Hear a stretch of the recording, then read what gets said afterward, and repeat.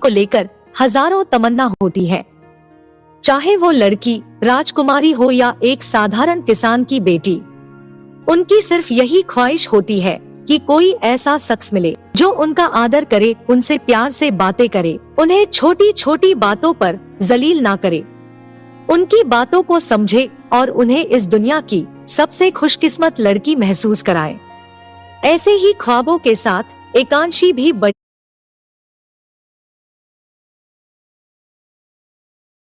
हुई थी।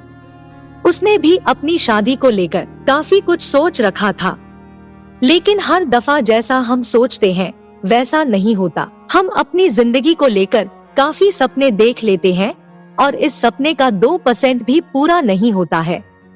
इंदौर के जाने माने उद्योगपति की इकलौती बेटी एकांशी रूप गुण में अद्वितीय थी। 21 साल की बेहद खूबसूरत और सुलझी हुई लड़की थी वो। शायद ही किसी ने उसकी मीठी आवाज कभी सुनी हो। बचपन से एकांशी कम बोलती थी।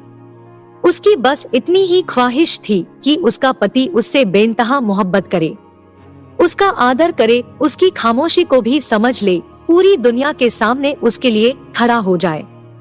लेकिन हर ख्वाब पूरे नहीं होते, वो इतनी बुरी तरह टूटते हैं कि उनका जुड़ना मुमकिन ही नहीं लगता। एकांशी की ख्वाहिशें भी एक रात में ही टूटकर चकनाचूर हो गई और उसकी जिंदगी पूरी तरह बदल गई। उधर अपनी माँ के गुजर जाने के बाद अयांश की जिंदगी बिल्कुल सफेद हो गई। उसने अपने अंदर गुस्सा और नफरत भर लिया। उसके लिए किसी की भावना मायने नहीं रखती। उसकी जिंदगी सिर्फ अपने बिजनेस के आसपास ही घूमती रहती है। सबसे कम उम्र में बिजनेसमैन ऑफ द ईयर सम्मान जीतने वाले अयांश आदित्य की जिंदगी में प्यार मोहब्बत के लिए कोई जगह ही नहीं थी। जहां एकांशी बिल्कुल शांत और सुलझी हुई लड़की थी, वहीं अयांश के आंखों में हर वक्त गुस्सा और चेहरे पर अकड़ साफ दिखाई देती थी। उसे एकांशी में कोई दिलचस्पी नहीं थी, लेकिन हमें जिस चीज में दिलचस्पी ना हो, किस्मत हमें उससे जरूर मिलाती है। उस एक रात में अयांश के द्वारा की गई एक गलती ने उसकी किस्मत ही बदल दी।